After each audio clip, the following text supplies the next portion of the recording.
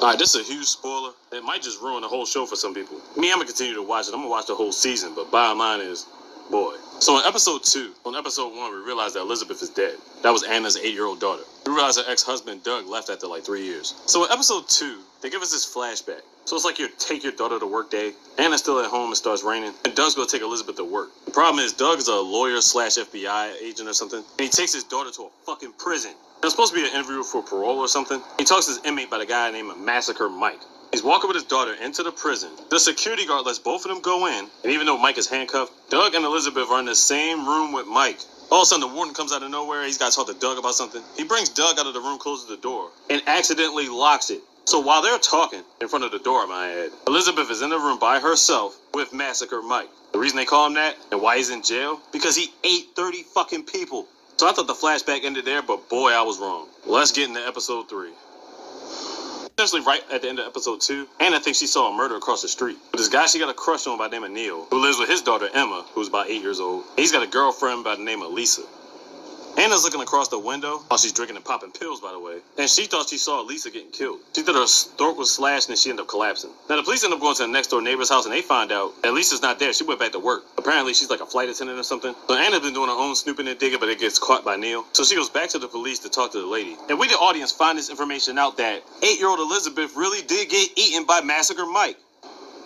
First off, this is negligence on all parts. You mean to tell me when the warden was outside of the room, him, the security guard, or Doug didn't have a fucking key to get back in there? And it's partly at fault just because you let your husband take your daughter to a fucking prison because it's so-called take your child to work day. There's certain places in life that does not apply to. You can do that for like teachers at schools, places that are safe, you know what I'm saying? But not fucking prisons. Kind of makes Doug look like an asshole after leaving Anna. Maybe he dealt with it for 3 years after the fact, but what the fuck? You're solely responsible for making this shit happen.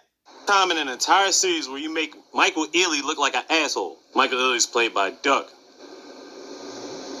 Most people would probably stop the show right there. It's like, oh, these parents are fucking negligent. But I'm a glutton for punishment. I gotta see how this whole first season plays out. Oh, Anna's at fault. They should be suing the goddamn prison because the warden and the security guard couldn't get Elizabeth out in time. Or more so for even allowing this shit in the first place. My mind is completely baffled by all this. I saw the entire first season of Woman in the House across the street from the girl in the window. Michael Ealy's character, Doug, is completely stupid. Either that or he's played up that way. Spoiler alert. Remember when I told you about episode 2, where he took his daughter to work day, but his work is in a fucking prison? They both went into the room to talk to Massacre Mike. And the warden called Doug for a minute, and the door got accidentally locked. His 8-year-old daughter Elizabeth was in the same room with Massacre Mike. And it turns out Massacre Mike actually ate Elizabeth because he was in there in the first place for eating 30 fucking people. But throughout the series, it turned out that Anna's therapist was actually Doug. But Anna has this handyman by the name of Buell. Turns out the footsteps she was hearing was Buell's footsteps. He didn't really have no place to go, so he was sneaking to the attic and just lived there. He's got food up there and shit. Turns out with Doug as a therapist, his first client was Buell. How'd he get him as a client? Well, he met him after he was released from a psychiatric hospital, but criminally insane. Turns out he was in there because this guy killed his whole family.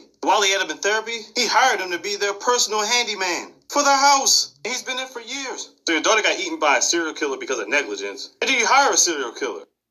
Okay, I fucking hate this man.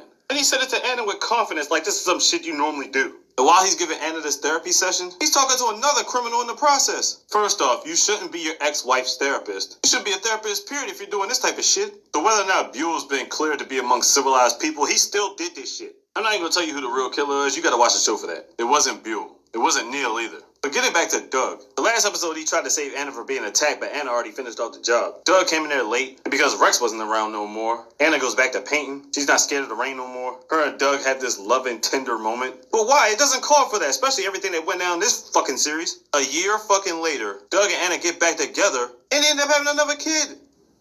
Anna, you're fucking retarded too. In what sense of the world did they show you that Doug will be capable of being responsible for another kid?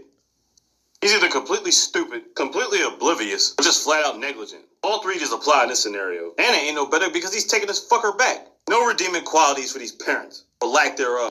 Just what? Why? How? What?